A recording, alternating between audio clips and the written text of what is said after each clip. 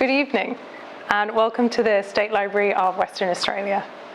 The place on which we meet today has been a place where stories have been shared for thousands of years, and it is fitting that we continue to treasure stories which enrich and inspire. And I begin tonight by acknowledging the traditional owners of the land we're on today, the Whadjuk Noongar people, and I pay respect to their continuing culture and to the contribution that Aboriginal and Torres Strait Islanders make to the life of this city and to all of Western Australia.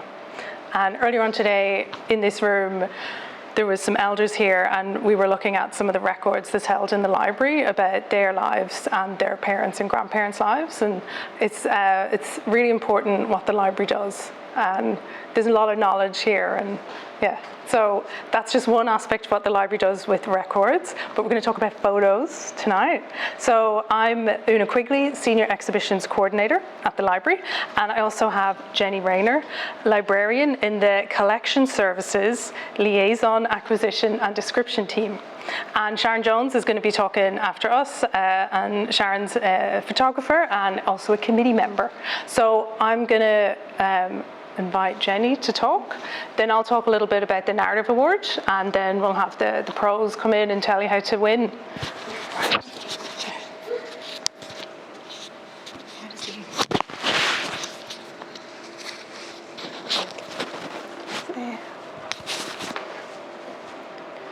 Okay. Hang on, I want to get the slide. That's what I'm trying to do. So can you remind us how to pull? Oh. Hang on, where was it? Yes. Oh, yeah, just changing the slide shape there. Oh, okay. Beautiful. Okay, hi everybody. As Una said, I'm from... Sorry, feel free to sit forward. Yeah, I know. I'm sorry, this is about as loud as it gets, I'm afraid. I've been told I speak very quickly and very quietly, so strap in. So yeah, as mentioned, I'm one of the librarians here in the collections team. I sort of work with our pictorial collections, and I'm here to talk to you today about how we acquire images. You're probably thinking State Library, historic images, stern people in corsets, we have lots of that. But we do also acquire contemporary photography, which is what maybe a lot of people aren't necessarily aware of. But we collect very differently to the way sort of an arts institution might collect. We're less about aesthetics and sort of the technicalities of the photography. We're more about the stories that images tell, what they say to us about Western Australia. So we are a research institution. People come to us to do research. So when we're looking at images, we're looking at what kind of research value they have, what kind of documentary value they have, and are they significant, which is sort of the main thing that we kind of assess images by. And I know significance is maybe a little bit of a difficult concept. All images are significant, you know, to the person who took them, or to the person who's in them, or to the community that they relate to. But when we are talking about significance, we're sort of talking more like a state level. So I think the way I like to put it, which is maybe oversimplifying it a little bit, if you're talking to someone in Broome, are they going to be just as interested as someone in Albany or Balcatta? I'm just thinking of exotic places. I don't know what happens in Balcatta. So, I mean, maybe another way to sort of conceptualise it is if someone came to me and said, I've got pictures of a football game, I'd say, well, that's very nice, but it's not necessarily significant. Football happens every weekend for 6+ months of the year, but something that we would acquire and have acquired, actually. You might remember a few years ago, the AFL Grand Final was held here because the eastern states were locked down due to COVID. So WA was kind of the only place they could do it. That's a one-off. That's never happened before, not likely to happen again. So that becomes a significant event that's worth documenting. So that's kind of how we look at things. In terms of how you would sort of go about, so this is our website here. So when you log on to our main page, that's what you see. If you go to the How Do I tab at the top here, You can use the drop down or you can just sort of do it. But basically it's contributing to our collections. And then we've got a page here that's for photographers and filmmakers. And that just gives you a little bit of information. So these are the things that we are particularly interested in. Don't feel limited by that, but that it just sort of gives you an idea. And there is also a link here somewhere, or there should be. There is our contact details, but there is also, if you sort of go, no, actually, we'll stick here. Because, yeah, so it has, so that link there, that's our contact, that's our collections email, that's how you might sort of get in touch with us. What you might be interested in sort of here, the other thing I was going to mention briefly is rights and permissions. So when we acquire photos, we like them to come with as few restrictions as possible in terms of what we can do with them. So putting them on our library catalogue, using them on social media, exhibitions, staff presentations, all of that kind of thing. We will always attribute images, there will always be acknowledgement. And that doesn't cover third-party use. So if we get any reproduction requests for your image, that will always be referred back to you. So we don't on-sell, we don't make money, but we do like to have that. We like to be able to make them accessible because we're a library, so that's sort of fundamentally what we do.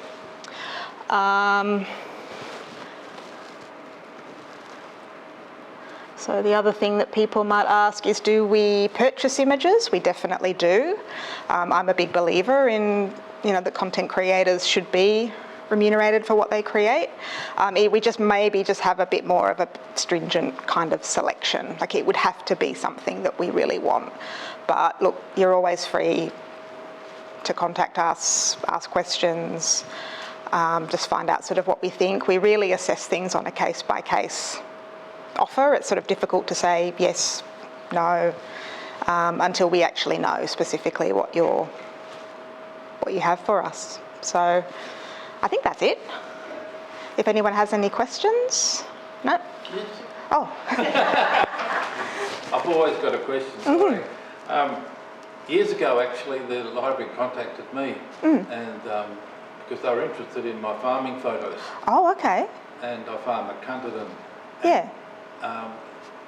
Time was very busy, and it always is, and I never got back, but my wife was also contacted, and we thought we must do that one day, and so it's good that you've reminded me.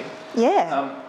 I suppose too, it's not just those in the past, but as we go forward, recording things, is it important to have people in it, or is farm scenery okay, or do you prefer to have machinery in it so that it sort of dates it? Yeah, I mean, we don't necessarily have to have people in photographs, but I mean, yeah, I would say there does need to be something, it needs to be recording something. So, when you'd sort of need to be able to provide information with the image that says this is what this is. Because we need to be able to put things on our library catalogue, we need to be able to sort of create catalogue records. So yeah, not people necessarily, but if there was sort of equipment or processes or buildings at particular points in time is always something that's interesting. If there's sort of farm buildings, that kind of thing. Events, definitely. Yeah. So if we're back to Cunderden weekend, and we had an art exhibition or photographic exhibition. So events, pictures of that would be of value. Definitely. With the description of that. And when you're sort of telling us about your images, as much information as you can have. So if it's an exhibition, if there are significant people there, as much information as you can give us is, you've got to think of us like information hoovers, just tell us everything. So, Okay.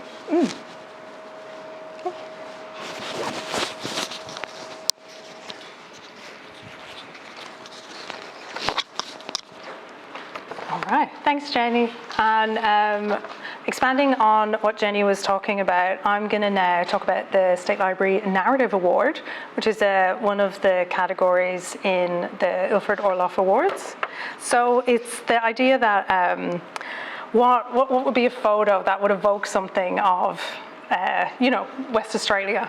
And it was like when you were saying about the farming, if there's people in it, or the shindig that you might have had. So it's, that sort of thing that would be evocative and would say something about Western Australia character. And this section could have documentary, street, editorial photographers that have captured something about the state. And we've said in the kind of requirements that it doesn't have to meet the professional quality standards. So we're looking for some sort of some image that gives people a moment in time of West Australia and is, hopefully uniquely Western Australian, so we can show it to people over East and they'll be jealous. And the works will be evaluated on their ability to portray Western Australia culture, places, and history. And we have some of the shortlisted there on display on level 2. So if you want to have a look at what we had last year. And yeah, so I think it's quite a nice category. And there is potential for that then to be put into the collection as well. But that would be a conversation with the LAD team. What's the L for? What does the L stand for? Liaison. Liaison. Description. Yeah. Yeah. So I'm in the the sharing team, the exhibitions and public programs. So yeah. Now, any question? Yeah. Farming machinery is allowed. Yes. What's the time of when the photo was taken? We haven't put a time limit on this category. Yeah. Okay. All right. Another thing is, if there are people in there, do we need the permission of the people to enter the award? Yes. I think in the description, yes. Yeah. And so it's up to the person who submits to get the people who are in the photo to say it's okay that they're in the photo. Yep. So I think of Richard's image last year of the ladies sitting the around seance. the table. Yep. But you need a release of talent for all those people. Yes, and that is one of the conditions of entry. Because it's a part of the collection's requirements for them to have it submitted to the State Library, It is a good idea. There is a little bit of leeway for those documentary style images taken at where copyright allows, which is something that you need to investigate whether copyright's allowed in terms of streets, festivals, where you are actually located, and if that fits West Australia's copyright laws. Mm-hmm. You don't need permission in that instance because you're documenting a public event, but there's always the consideration if you can get it, you may as well. You should get it and have it because then you don't get blocked by any limitations, so we request it. Mm-hmm. So the quilting group of Richards would have had it, so we'll request it if it's necessary, and then the collections team deal with that if you go through their entries on the website, or if you're approached from the collections team from entering the State Library Narrative Award. Yes. Yeah, and in addition, the comms and marketing team at the library might use the images, and as best practice, State Library has to have permission of the people in the images if they're going to use it in promotion. How hard is it to get a consent form? The consent form signed, or? Yeah, actually have a consent form, like a template of it. How hard is it to get hold of one of those? I'm sure. Pro Photography WA has advice for members on that. You can get legal advice for yourself, but you can seek them offline. But it's on you legally. Pro Photography WA recommends that's part of membership that those types of information is provided to the members. Yep. Oh, I would also say entry fee for the category is $25 whether you're a member or not a member, and you can submit up to 5 images.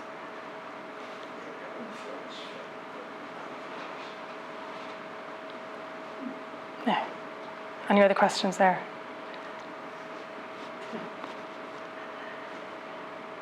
All right. Well, give the floor to Sharon. Okay, well, thank you for coming out tonight. So I am a member of the Pro-Photography WA committee and also the Orloff Award subcommittee. So we're just going to go through some information about the Ilford Orloff Awards, and a thank you to Ilford as our major sponsor and other sponsors you will see as we go through. Here we go. That's the Ilford, thanks to Ilford's sign. So coming here tonight is your invitation to enter into the Ilford Orloff Awards, and tell all your friends who didn't turn up. They're also welcome. Those watching the video, you're welcome too. Please, both members and non-members of Pro-Photography WA are welcome to enter, and you do not have to be a pro photographer to enter. We do encourage entries from a lot of people. We have a range of activities leading up to the awards itself. There's this great information session that you're at right now. We've got a QR code to the website here. It is printed out on a number of pieces of paper around the room as well, so if you don't have it right now, but that will take you through where you can find all of the information about the different events, all of the rules, the entry portal once it actually opens up. So all of that stuff is available on the website you would find there. We have the entries open on the 3rd of August, which is coming up very, very quickly, and close on the 13th of September. So you've got a good sort of that 6-week odd period to actually get your images in. Don't leave it to the last minute. Everybody tries to do it in the last half an hour and the website crashes. So, get in early if you can. And we don't extend, no extensions. We're not a competition that keeps keeping it open. The closing date is the closing date. Yep. And if anybody's going to Photo West, do it before you go, because that's the same weekend. Yes. So we have a couple of print critiques as well. So the first one is next week, is an online print critique. You can get your tickets through Humanitix, so same as you got ones here, and then they'll give you the information about where to send your images to, and some of the judges will be there available to give you advice about your images. And then there is a second in-person one on the 27th, and we do it in person because that allows people to bring either digital images, or if you want to bring a print and get critiqued on the print, you can do that as well. So that one is on the 27th of August at 6:30 as well. Is that the same QR code? Yeah. Yeah. Just a reminder. Sorry, it's just from the slideshow. That's okay. And then we have our presentations evening. So in between all of that, there is the live judging. So the live judging happens on the 21st, 22nd, 23rd of September. It will be here at the State Library in the room upstairs. And you are welcome to come along and watch the judging. We have a panel of judges who'll talk about the images. Each image you'll at least get one comment. Sometimes you'll enter into challenges and you'll get multiple comments and a really good conversation. If you can't make it, we will be live streaming it as well, and that will be available to watch after the judging too. But it's always good fun to be here and seeing it in person in the room. And then after that, on the 5th of November is our awards presentation. So that will start here in the theatre. And so we'll have all the awards presentations then, and then we're going to move on to a post-award celebration, and that'll be at the Royal Hotel near Yagan Square. And the reason for that is there's a chance that we may be able to get our finalist images up on that big billboard at Yagan Square. Ooh. So you want to see a photo on the big billboard? Enter the competition. So yeah, that's something that we're definitely sort of working through and looking good. And of course, the finalists will also be displayed here. So we've been very, very blessed by the library this year. We've got the finalists from last year still on the wall, so that's been nearly a year that they've actually been up here on display. Yeah, it's been amazing. They will come down before us the next one, and we'll have at least 3 months that they'll be up here on the walls here at the State Library as well. So that's a great thing to see your images in a prestigious location such as this. Oh, there was the digital judging one. It was just out of order. So yeah, so open to the public, and yeah, come on through. You don't have to register. You don't have to pay. You just wander in, and you can stay for as long as little as you like. But it's a good fun thing to do. and that. So we have 3 sections in the Ilford Orloff. So we've heard about the narrative section already. We've got the photographic stills section, and there's also a video section. So photographic stills is your photos, obviously. And I think Mark's going to jump up now and take over from here and tell you about the different categories in there.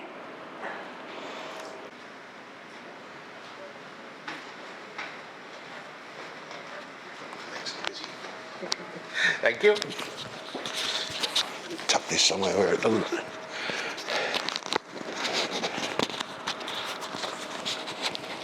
Oh God, get on there. All right. Thank you. If you don't know me, my name's Mark Briley. I am the president of Pro Photography WA and a committee member for the Ilford Orloff Awards. Just quickly while we're talking about categories, I just want to jump to back a slide. I think it's worth mentioning as well. So with the digital judging, it's over 3 days.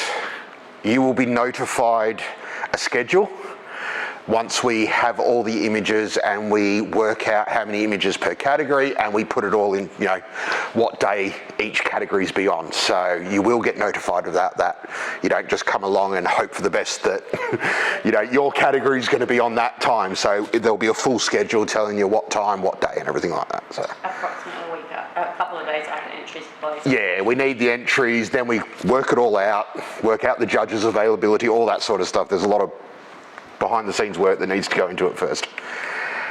So categories this year, we've had a little bit of a change. So we've sort of combined some as well, and we've separated some. So as you can see, portrait and wedding, they were originally separate. Now they're being combined. Wildlife and nature and landscape was the environment award originally. So with feedback and everything like that, we've decided to split that open as well, because we feel, like a wildlife image, like that beautiful bird that you saw before, it's so different to a landscape. Like, how can you compete against each other? It makes sense. So what we're looking at fine art, creative, that's all your illustrative work, Photoshop, heart's content, do whatever you want. Portrait, basically, obviously, we all know what portrait, wedding, everything means. Landscape will be your aerials, will be your traditional urban landscapes, normal environmental landscapes, and then documentary. We understand what documentary is, don't we? Or your street photography, or your trips over to Asia and any other travel stuff like that. Wildlife and nature is exactly what it says, but we will not be including zoo.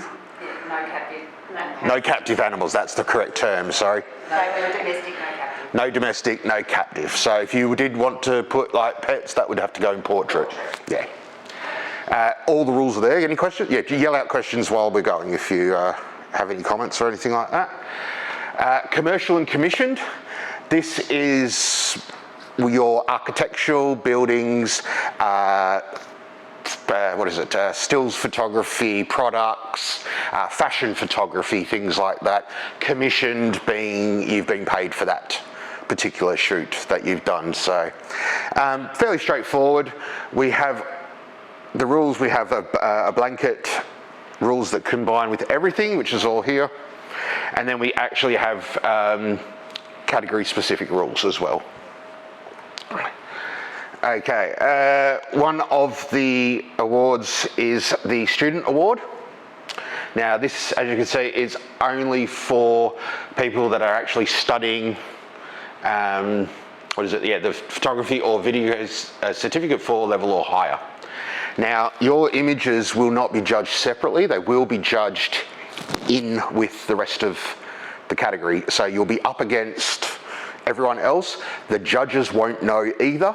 So you will get feedback, you'll get critiqued, and you will get scored as a normal entrant. So it's really good that way, because then you're getting an honest opinion. The judges aren't going, oh, it's a student, okay, yeah.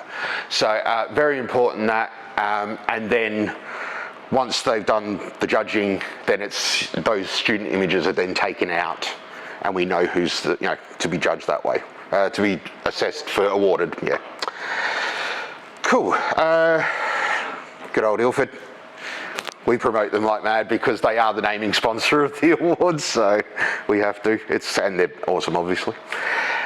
We've got some social media stuff. So you've got the Ilford Orloff Awards, prophotographywa.com.au.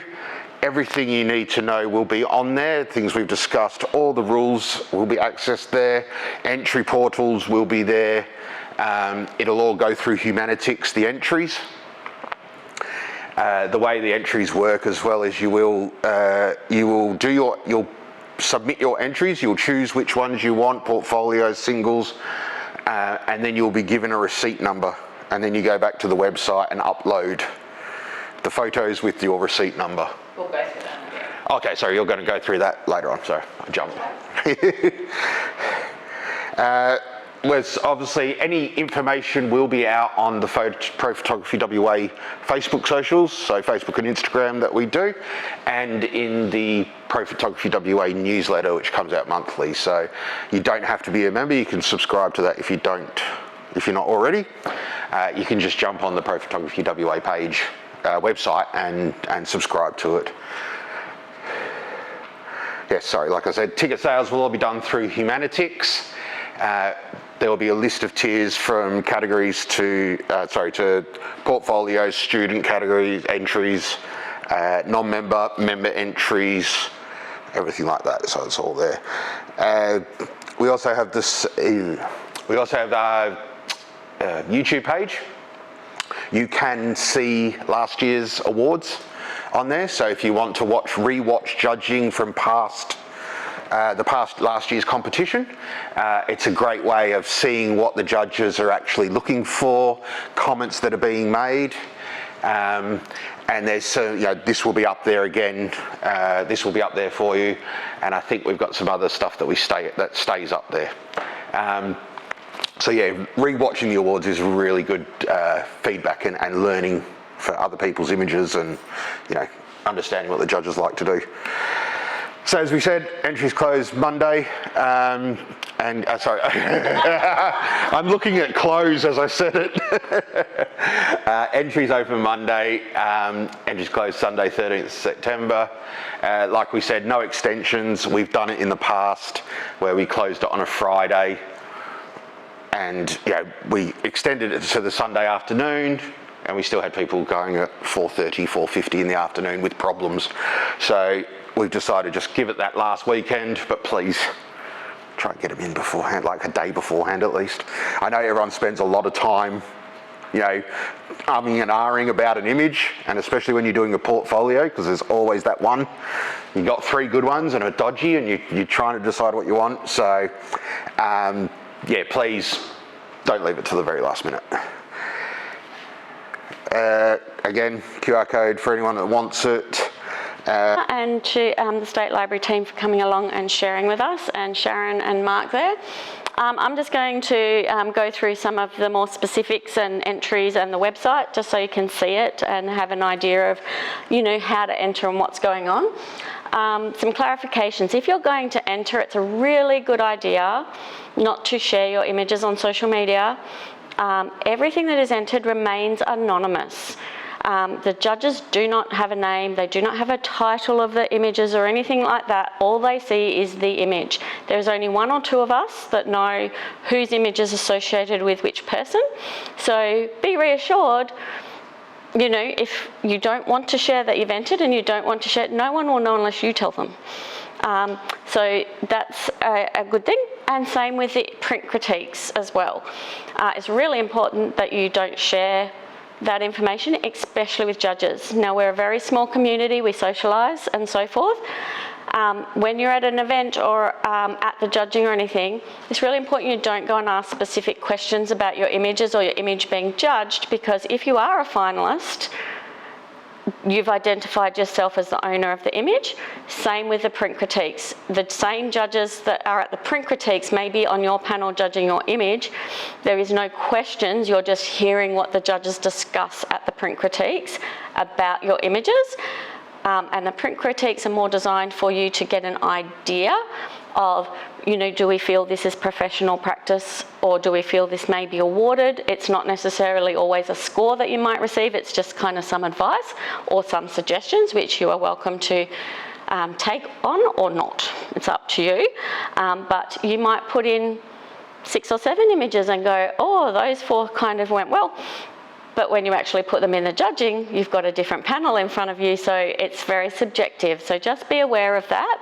But it's a good idea to get a good gauge of the comments you feel and how you feel about those comments to whether you want to enter them into the awards or not. Does that, yeah? Does anyone have any questions about that? No? We have some exciting news that we're inviting specialists from each category, judges, and they will most likely be judges who are out of state, so they aren't as familiar with the work of people, but also that we have a specialist within our smaller community from outside that can give us expert advice or expert judging in our panels. So we're Zooming them in or Skyping them in. We won't see them, but they'll be a part of our panels and you will hear their feedback. So we've invited experts from each of the categories who work in that field from the professional photography industry in Australia to be a judge on the panel. So that will work in conjunction. Part of the reason for that is we are such a small community. If we only have a few people enter, we can't use our specialist judge if they've entered because we don't have enough. They can enter and they can judge, but we need to have enough images to have them not judge their own work, basically. So we need like enough entries around that. So usually at least 4 per judge that enters, 4 other entrants per judge that enters to have enough imagery around there to allow that judge to be on the panel. So then we lose our specialist judges. So we've introduced this idea and we're seeing how it goes this year of having someone from out of state be a specialist on our panel, because it is a WA Awards and we're a small community, but we're still trying to elevate that level of expertise judging the work. Does that clarify it? So it's exciting. We will announce who they are because we have some lovely people available to us. Does anyone have any questions about it being anonymous or how that part of it all works? No? Cool. I think we're used to that now. Yep, excellent. Awesome. Okay, so we go into the idea of the category-specific stuff. We're not going to read through all of the rules. We're not going to go through everything. But if you have specific questions you'd like to ask, you can ask them throughout or at the end. The rule book is thick. This is it all. This is our copy to have there on the day. But as Sharon said, we've broken it into sections. So we've got the photographic section. And if you're only entering one category, you just need to read the start, the general rules, and then your section. So it's really not that big. It's just that it's a big document because it's all together. Do you have a time limit? Yes, 3 years from the start of entry, yeah. So then we have a section for the Video and Narrative Award. The rules are separate. So if you're interested in that, you read that. But if you're not, that's a section you don't need to refer to. Likewise, the State Library Award, there's a section for that. So there is actually 3 sections within the document.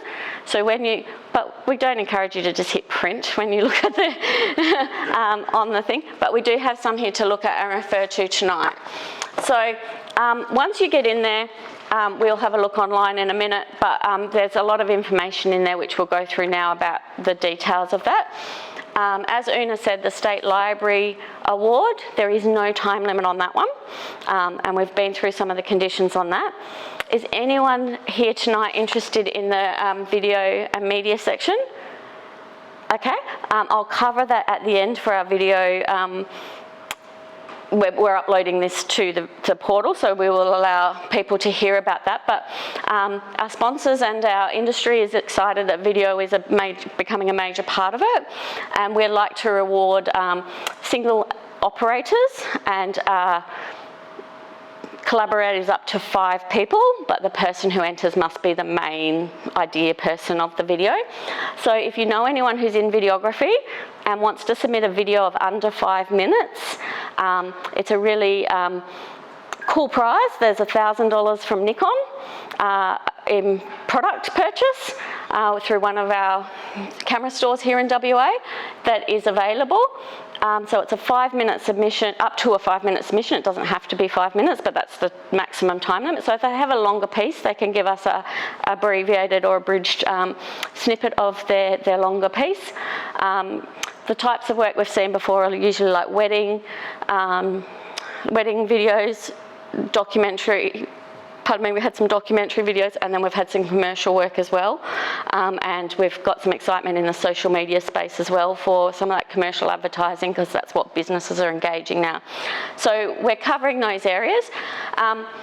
If anyone's confused about the rules or has any concerns and it's like a barrier to entry for them, they can email us at the Orloff email address and we'll be able to help them out, or encourage them to come along to one of the other events and ask questions.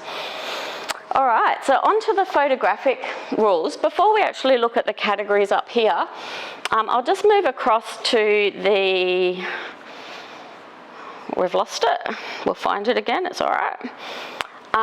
The actual website. So this is the Ilford Orloff website. So the QR codes you've seen going around will take you to the Ilford Orloff prophotographywa.com page. This may change a little bit and look a little bit different across the tabs across the top from time to time, just when things change around. But basically up here we've got the home page, which we're looking at. Don't be fooled, you can scroll on this page. So there is more information down here. So we're just announcing the categories there and things like that. And there are little read more tabs that you can have a look at here. And it gives you some more information about certain things. If I hit back there, Johannes Reinhardt was our winner last year. He received a perpetual trophy, a smaller trophy, and he also received $3,000 in prize money. So that was very exciting. We've got an announcement about our entries here, and then just a little bit about the committee and so forth on that home page there. If I scroll back to the top, we can go across the tabs here. Now this is our exhibition that's currently still hanging in the State Library. So upstairs there's QR codes on each print, and each finalist has actually submitted us a caption or an information statement, if the caption's not required, about their piece of work, and the entrance name and things is promoted through there. And as a finalist, you get that opportunity to have your website, social media put up there as well on the QR code. So when you scan the QR code, you're taken to this page. Each print has a number. You pop what number of print you'd like to see in there, and or the photographer's name, and you hit search, and that will bring up the image that is there. If you go back on that, each image I think is just there as in image numbers, and you can scroll through and see last year's finalists. The State Library do have the final say on what images are hung in the State Library, just due to their rules and regulations around policy and procedure about what they are allowed to display and not allowed to display. Majority of the time all finalists do get hung, but there is a chance that there might be some sensitivity around some of the content that is up on the walls, so they have the final say there. As do, if we have Yagan Square involved, we don't actually have the final say in what goes up there. They vet the images for their criteria as well, which may be different to the State Library's criteria. So it could be different images for different, but as I said, most of the time, most images do come through. So that's looking at last year's. Now to this year. This awards info, there's information here about the awards. We'll get back to the rules in a minute. Who is Ilford Orloff, if you would like to read about why we've named the awards what we have. Then we've got some key dates here. So this is just a little, we're here tonight, we've got entries open, we've got our print critiques and so forth, and then the judging dates and the presentation evening. It's all displayed there. And all of the bookings are done through Eventbrite, so if there's anything ticketed, it will be through that QR code there on Eventbrite, and that will take you straight. Humanitix, sorry out there. Sorry, Humanitix, I didn't mean to dish you. Prizes and awards. What's up for grabs? We've got $3,000 for the overall winner. The best print gets, overall best print gets Ilford product to the value of $250 provided. They also get, there's also an Ilford Signature Print Award, which is selected by an Ilford representative. And they also get $250 of Ilford product. We have the Ilford Orloff Award, which is from all categories, and it is for the best people image print. So it's in honour of Izzy's work, and judges who are doing the finalist print judging will pull images out that they would like to put forward for this award from every category. So it doesn't get entered into into anything specific, but all finalists will have an image, and then it's judged from those images pulled. So at the end of each round of judging for each category, the judges will take out the image. We'll ask them which images here would like to be considered for the Ilford Orloff and the Richard Wardendorp Award. So, so the Richard Wardendorp is for best landscape print in honour of Richard's work. Both of those receive a prize voucher. So the Ilford Orloff is from Camera Electronic and it's $250, and Richard Wardendorp is from Team Digital, and again it's $250 to spend in store. Then each category receives $1,000 to spend at the sponsor, or in some cases a different prize. So thanks to Sony and so forth for their sponsorship. So Sony are doing the Fine Art and Creative category, $1,000. Best print is acknowledged as well. The portrait and wedding folio is going to be from Jorgensen's albums, which is a part of Fitzgerald's as well. They're $1,000 to spend on their albums and products. Then we have the documentary category sponsored by Camera Electronic, $1,000 to spend in their store. Again, best print is acknowledged. The landscape folio is from Team Digital with $1,000 to spend in their store, acknowledging the best landscape print. And the wildlife nature is actually an ISO ColorEdge CS2400S monitor worth over $1,000. That's the prize for that category, and the best print acknowledged. And the commercial and commissioned folio winner receives $1,000 to spend at Fitzgerald's photo and fine art. With the best print acknowledged. And then, as Mark explained, each person to actually be a folio finalist needs to enter 4 images in that folio. So that is what a folio is, and all folios of 4 are eligible for those prizes. If you only enter 3 as a full entrant, we're not talking about students here, if you only enter 2 or 3, you will not be considered for a folio prize, but you will be considered for a best print. The next part is the student folio. A student folio consists of 3 images, therefore they are not eligible for any of the category prize winning or the major overall prize, because that has to be a folio of 4 images. They are eligible, they are judged amongst those categories. Those images are identified and taken out of the folio finalists, but they're put together in a student round where the award for the student prize of a folio of 3 images is awarded, and also all images that are finalists become best prints finalists as well. So they will be judged for who is best print. Any questions about that? We'll go over it again with the entry fee costs, but... The student folio? Yes? Do all the images have to be in the same category? No, that's the difference. So we'll go through that with the entry costs, which I'm about to hit now, and I'll explain the difference there. So Nikon are our sponsor for the video and media winner. So it's $1,000 to spend at one of our local stores for Nikon products. And the State Library of Western Australia Award is a different section, and it is a prize value of $200 cash from Pro Photography WA. So at this point I'd like to acknowledge and thank all of our sponsors. We couldn't do this without them, especially our major sponsor Ilford, but that's a pretty cool prize pool if you ask me.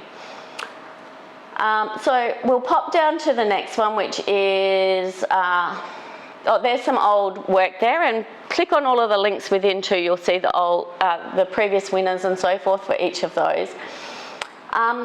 So when we talk about the rules, we'll open up this one here. So rules for 2026 are here, and then it becomes a document to download. So we can go down to the download file section, which is here, and click on it, and you should see an interactive PDF.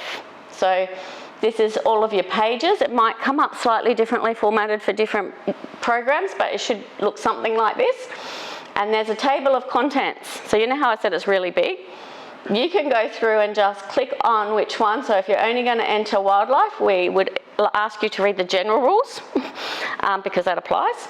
But then you could go straight down here to nature and wildlife and nature and click on that, and you'll be taken directly to the wildlife and nature page.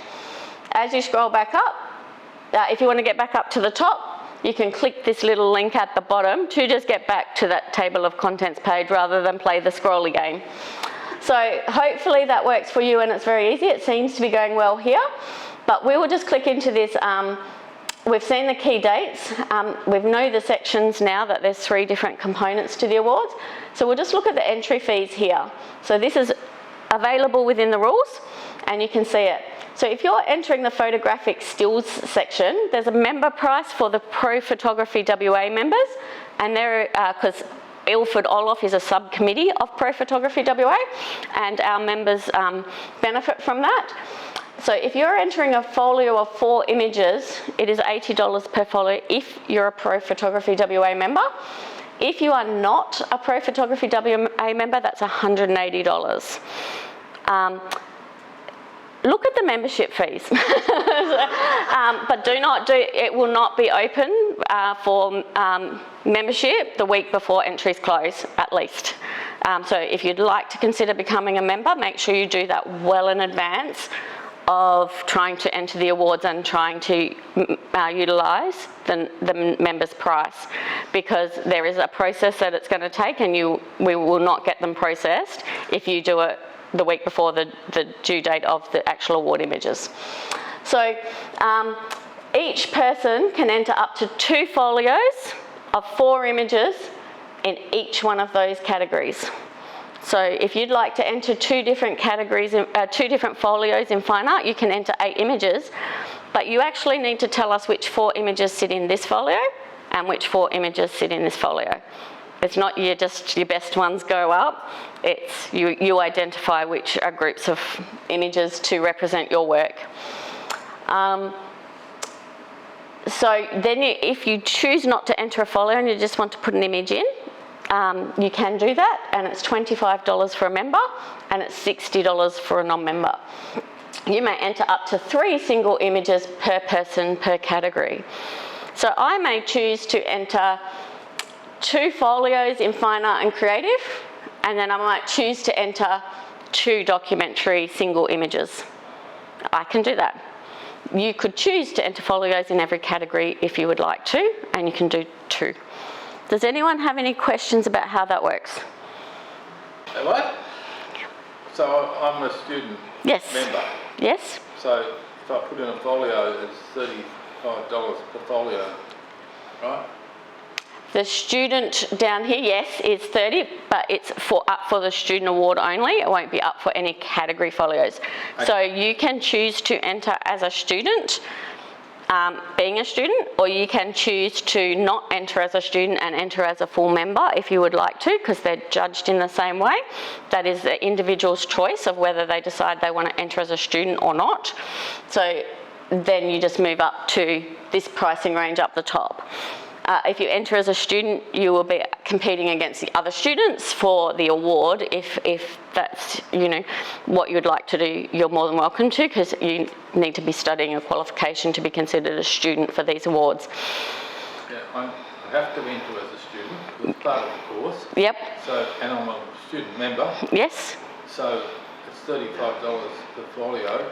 If I want to enter in the open, you'll be 2 people. We only allow one entrant. So we've had this in the past where students want to enter both. It's not possible. So you are either a student or a full member. Okay, so that means I can't enter in the open. Possibly not, but that is something to do with your institution versus us in terms of the Orloff Awards, so we can discuss that separately later. But in terms of each person or individual can only enter into the categories or only enter into the student section. You can't enter, you can't be in both. Okay?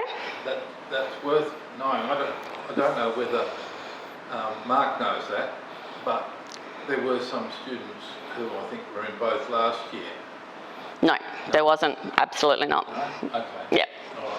All right. But we can discuss that because that's institution-based, not student-based, because there could be other institutions that are entering as well. Yeah. Same rules applies for them, but their institution rules also apply. So whatever they set for their students is also their consideration.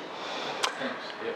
So video and media, it's $80 per video for members, and non-members is $180 per video, and there's up to 2 videos per person for that section of the awards.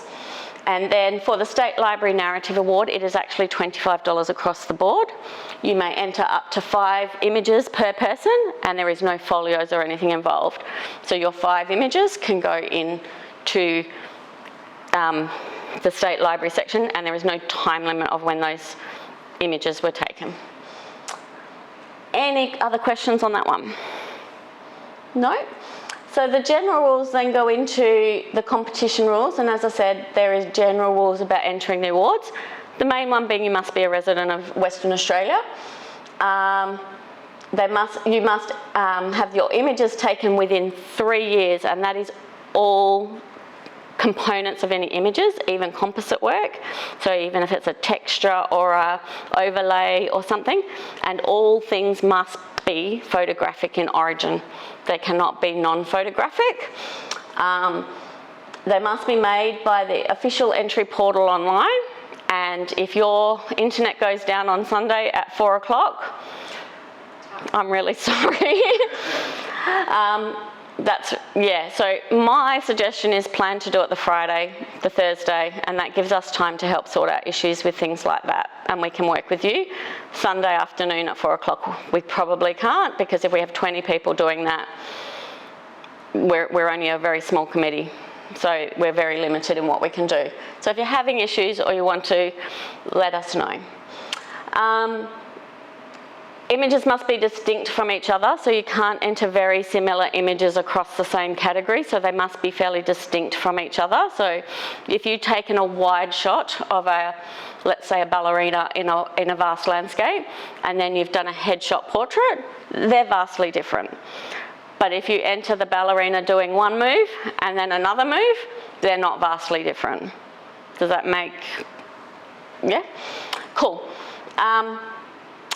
We expect all imagery entered to be appropriate and confined to certain standards in terms, and we have the right to move your image or folio. If we can't contact you, we have the right to move it into what we deem as the correct folio if you've entered it into the incorrect one. If it's deemed that the committee feel that the image is obscene, provocative, defamatory, or sexually explicit, or inappropriate for content, we can refuse entry for that, and you will be refunded. Initially, it's a digital judging round. Then those finalists will be emailed after digital judging. Give us some time, so probably about a week. You will be notified, and then you have got plenty of time to print with yourself or your providers who print for you.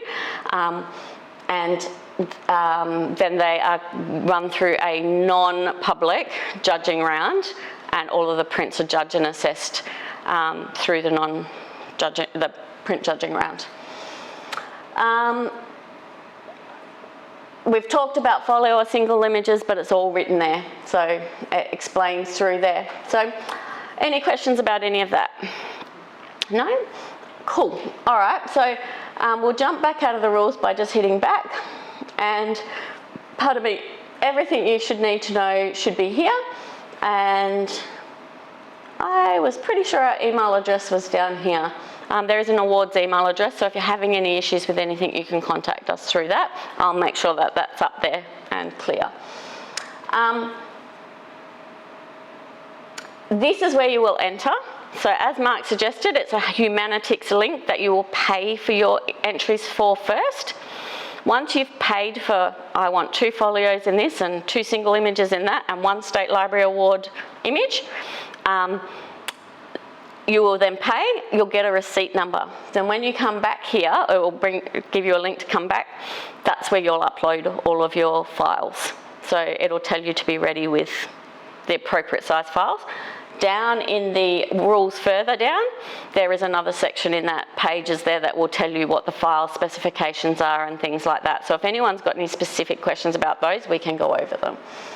But you'll come in here, and when it's open, you'll be able to click on these links and it will take you through entering. Yeah? So it should step you through, and then it'll say which category, you click on it, and then it will say upload an image, and then say add another image, and then you'll keep going until you're done. Yeah? Okay. So I'm just going to hit play here. So this is a fine art and creative category. So I'm just going to grab the photographic section rules, and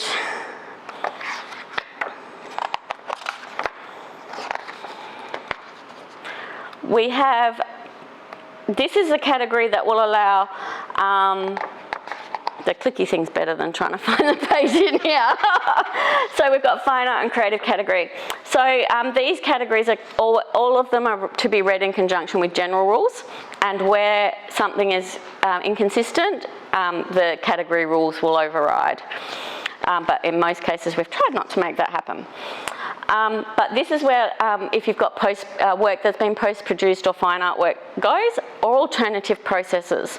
Now, if it is an alternative process, such as a cyanotype or a tintype or any kind of historic film photography or a negative scan or anything like that, it needs to be photographed and submitted in the first round, but there is a part in the portal, the entry portal, to let us know what it is, so we can make the judges aware it is a photograph of a specific process. And then if there's any concern about it fitting with the presentation that fits the criteria in the presentation section of if you become a finalist, how it gets presented, because of what it is with the depth or the thickness or whatever, we will contact you and you can contact us. So we just want to make sure that people can still enter and have it submitted, but it may not be able to be displayed if it can't sit appropriately on the State Library walls without being damaged. Yeah.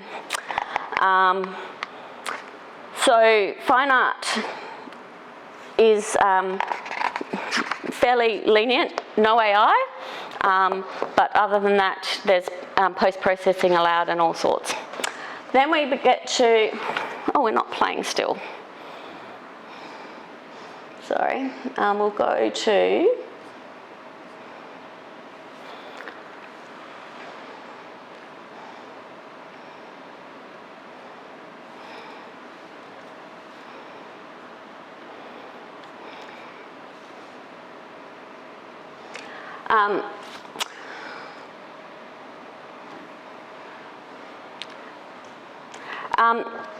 then we go on to the portrait and wedding category. This includes photographs of people, domesticated pets or animals in managed environments like zoos or resource centres, and can include candid, wedding, formal, artistic portraits of families, groups, couples and individuals.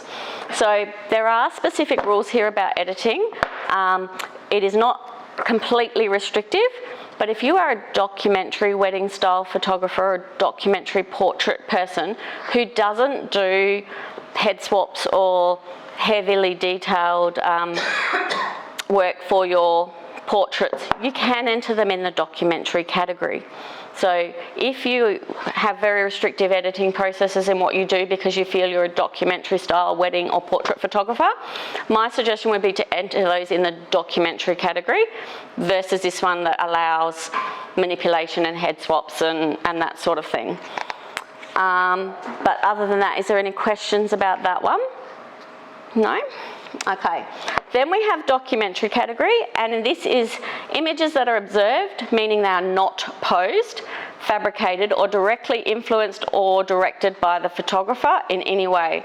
It includes photojournalism, wedding documentary, street photography, travel documentary, sport and landscape documentary, but not exclusive to those things. So if you're not sure, feel free to reach out, but other than that, it must consist of single capture images, meaning no composites, HDRs, multi-exposures, panos and similar techniques and things like that. So it's, the single capture, and no removing the rubbish bin or the piece of rubbish on the ground or the leaf. It's, restrictive editing. So if you do have something there, it might fit in the portrait category or it might fit in fine art.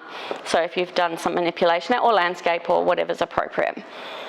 The next category we have is, so we're still seeing fine art up here, but we're moving to the landscape category. This includes landscape, seascape, urban landscape, astro, and travel scenery where people are not the major subject. There is a few rules here.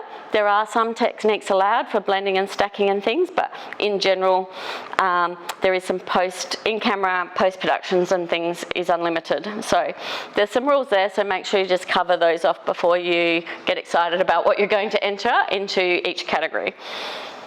As Mark said, we've not got environment this year, and we've moved it back to having landscape and then nature, wildlife and nature category.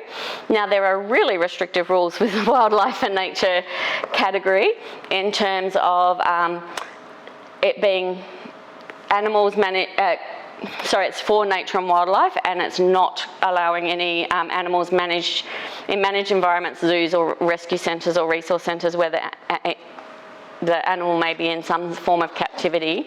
They would be better in a documentary or in a portrait situation. But there's some pretty strict rules in here, and in terms of, as professional bodies, we would expect that there's no calling or feeding or any interruption with the wildlife and nature in its environment and things like that to actually capture your shot. There are some allowances of some instances of stacking and things like that for your macro wildflower type imagery and things, but all of the rules are here, and if you need any clarification, you're welcome to email us or ask us at an event. So it goes through the techniques that are and aren't allowed. Now the full rules are read out prior to every category, and that's what the judges will judge to. The last one being the commercial and commissioned category, and as Mark said, we ask the entrant to identify whether this is self-commissioned work, as in you've done it out of your own scope, or had the restriction of it being a paid job. You tick the commissioned, and the judges are made aware of that when they're judging, because someone who is commissioned is working in the industry and working to a brief of a client.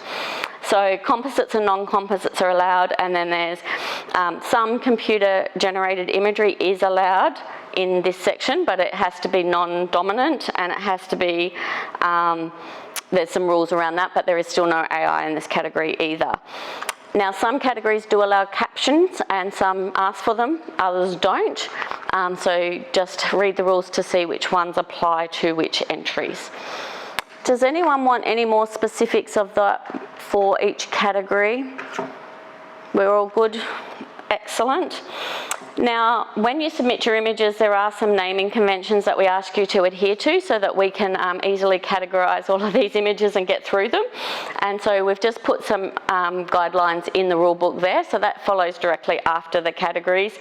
And then for the student, there's a slightly different naming convention just so we can identify those as well. But these names will not be shown on the screen or wherever, it's just for our organisational purposes. So, for finalists, there are matching criterias, and there's a panel here. Now we have two sets of criterias here. One criteria is for exhibition, and one is a judging criteria. So State Library give us some consistency rules for what we hang on the walls here, and to be in line with their terms and conditions of our engagement together. But for judging, some people might like to, for example, print a landscape image at the full capacity at a landscape size. So if you'd like your finalist image, if you're invited to print for being a finalist, presented in a landscape format, you can do that, and then it's your choice whether you want to then reprint it in a portrait orientation in the size requirements to sit on the State Library wall and be exhibited. So you can choose just to enter it this way, but some people would prefer to print it larger and have more, the judges see more. So that is why there's two sets of rules there. It is up to you to choose whether you just do the exhibition criteria and have that judged, or if you want to do both and have one judged, or not exhibit in the library if you're a finalist. But I'd be exhibiting. But that's up to you, and that's why there's two sets of rules there. As I said, then the next round goes on to the print judging round, where the finalist prints are judged privately in a separate session after the entrants have had some time to print it, and then everything's announced at our exhibition evening, which is here at the theatre, and it's all pretty exciting. And then the honours will be put on the bands of who's winning and winning categories and things will be put on after the event. Any questions? Yes, Alan. Thank you, Rob. So it'll be in there, but I'm going to ask you. So when you print, it has to be mounted in a mat board of a certain size? Yes. Everything's 40 by 50 mat boards. So for the exhibition criteria, everything's in a portrait orientation, so 40 centimetres by 50 centimetres. And then there is how big the opening has to be. So there's a minimum print size that can be shown, as in the digital round as well. You're told a minimum size you can actually give us, because we can't judge a postage stamp. So there's a minimum size you have to adhere to. Okay, and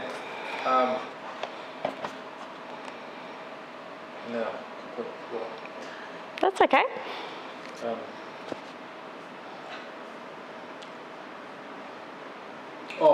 And who frames them? We frame them. You supply the mat board, and the frames that are currently being used will be swapped out. So they'll remain the same black frames. You don't need to pay or supply any framing. Okay. And the frames belong to? Pro Photography WA, the other hanging implements from the State Library. And do the photographers get their prints back? Yes, unless we hijack them for a bit longer, if you don't mind us keeping them up longer when we get the opportunity to. Yeah, like this year's, like the current ones. Yeah, I asked that because of, Print West, and sometimes we think it'd be nice to have them back, and then they go on some exhibition somewhere. And well, this set have been up for since the last awards, and we're fortunate to keep them up. But if the State we have a 3-month period, and if the State Library would like to leave them up, we'll. But if you need them for something, you can contact us, and we can discuss what would be done. But it's ideal that the collection stays together for as long as we can have them up to promote your work. The collaboration between the State Library and Pro Photography WA Ilford Orloff Committee is amazing in the fact that we get print in front of the general public for extended periods of time, which is very rare in this day and age. And personally, I love the print, and I'd like to keep it alive. And the fact that we actually work with their collections team to judge the narrative award as well. They actually go and look at all the finalist works as well. So, it's a pretty good collaboration, and we're very proud of how it's come along. So, yes, and to have it open the hours that the State Library have this open is phenomenal, in the fact that if we get the opportunity, and it's not always afforded because the space might be needed for other events and exhibitions that are held here, but if we get that opportunity afforded to us, we do ask the entrants if they don't mind. And no one has minded this year so far, because it gets to stay up. But that's a decision, like if you need them back, we will discuss that with the State Library and ourselves. Yeah, between the people who need it. So just here on the table of contents, we kind of finish at the commercial commission category, and then student entry requirements are written there. Then here is the specification for submissions of images. I'll make it a bit bigger. And then there's some information about how finalists are chosen. So you actually have to meet a minimum score to become a finalist. But for the specification, so when it's a digital round, there's some other bits of information in other sections, but it's a JPEG you're submitting. It gives you some recommended settings there for Photoshop, Capture One and Lightroom with a minimum file size requirement. So on export from any of your editing programs, we ask you to limit that file size so that it stays under the 4 megabytes, but most of the time there shouldn't be a need to unless it's a special image. And then we ask you to make it 3,200 pixels on the longest edge. But that's all available in there. Now, the images are judged on an ASO color calibrated monitor, which is set up for us by our industry partners and our sponsors, and we appreciate that. And the judges are seeing it on that screen under specific requirements, so we're telling you what they are, and the color space the image should be provided in is Adobe RGB. Then we get to some file naming things. I'll let you have a read of those. It's pretty straightforward. We hope we've spelt it out for you. But then when we get down further here, there's a whole section on print entry finalists and what you need to do to mount your prints. But here is the table. So everybody needs to conform to this if they want to be hung on the State Library walls. But if you have a landscape image, is usually the case, it's just that you need to conform to this as well. So you can enter at this and we'll judge this one, but what would be hung on the wall will be anything to this. It's mainly for those landscape images to get a bit more real estate if you'd like a bigger image. So it's all written there of the minimum sizes, sorry, scrolling around. There's depth requirements as well, so they fit in frames and we don't have one print being this thick and one print being this thick, so we just need some consistency there. And then the window face, the image print size, so not the border, not where the mat board goes to if you've got white space, the actual image must be 28 centimetres as a minimum.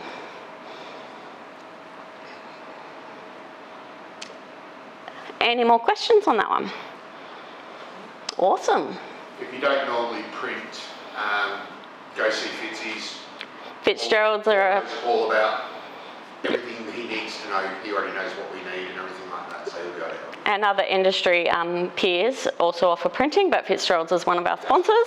But there's other peers that do offer it, and they are all fairly aware of our matching and image print criteria, as are most of the institutions for students. We just ask when you pack the prints that you don't put anything between them so they don't get scratched.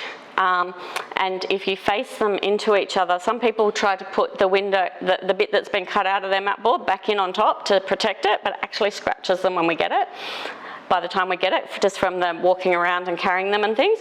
So the best way is to put them in, and the depth of the mat board is enough to protect them from each other, and just put them face to face. So, and we're asking not to put lots of packaging and things because we don't want to do that to the environment. So we have drop-off points, which are Fitzgerald's Photo Lab, Team Digital and Camera Electronics Stirling Street. You're welcome to drop off your finalist prints anywhere there, but anyone who's invited to be a finalist will get an email with specific information on all of those things. And we go from there. So, no more specific questions? No? Excellent. So just for the sake of the video, I'll just quickly sum up the Video and Media Award. I think we've covered the State Library at the start and we've had questions, but if there's any more questions on the photographic section or the State Library section, now's your opportunity. Nope, we're good. Okay, so for the video and media section, it's going to have a pre-judged section this year. So last year we watched the videos twice through at the live judging, but this year we're doing a pre-judging of the videos and then the finalists will be live judged. So the video and media section celebrates art, sound editing, the art of motion, sound editing, and the presentation by weaving technical and creative production with compelling narratives for independent operators or small crews, maximum 5 people. So it's designed not to be a film award or a film industry award, it's just designed for your single operators. They're eligible for the 2026 Ilford Orloff Nikon Western Australia Videographer of the Year Award. So the finalist, or the winner, will receive that. The entrant must conform to the similar rules to our general rules, which is they must be over 18 years of age and reside in Western Australia. The videos, again, must be within 3 years, but there is an exception in the fact if they're using historic or other footage to support their narrative, that is allowed in certain circumstances and within the rules, but it can't be majority of the footage. The entry is made through you providing us with a Dropbox link, so that is how they're entered. If you enter more than one, they must be distinct from each other. And if you have worked in a collaboration or a team of people, it must be that you're the main contributor or the operator and have permissions from all of the other operators or people who are involved, and your normal permissions as well for locations and talent, and have them so that you can provide them if requested. So,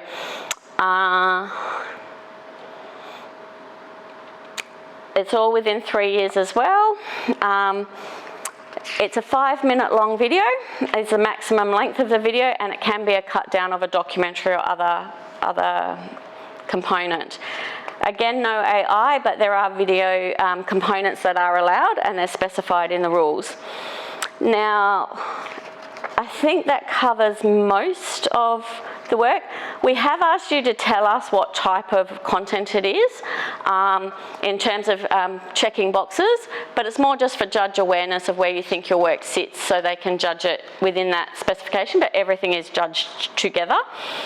And the process will be, the shortlisted entries will receive will be displayed at the live judging on the Monday, first up. Then there is a weighting factor of what will be considered in that final judging, listed as scoring criteria in the back of this rules document. And there are some entry info requirements there. Now, if there's anything different to what's there, please feel free to contact us.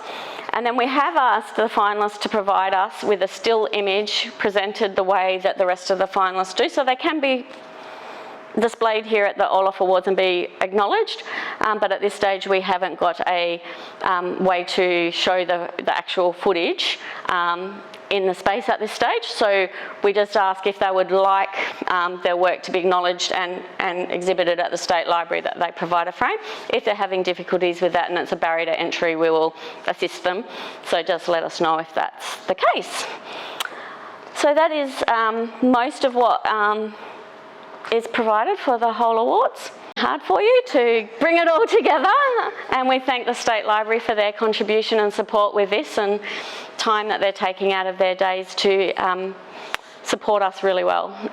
Also, thanks to all of our sponsors. We couldn't do it without Ilford, and all of our category sponsors, which really help us out. So thank you for coming tonight. We hope the traffic crash or the traffic jam cleared up, but we will be putting this up, so let people know that we'll make this available for them to watch if they have would like to see information about how to enter. So thank you. Please scan the QR codes and stuff around the room if you're interested in specific things, but we've gone through the website where most of the things are located anyway. Surely we've forgotten something, but I think we've covered a lot. Thanks, Karen. No problem. Thank you all for coming. Very good.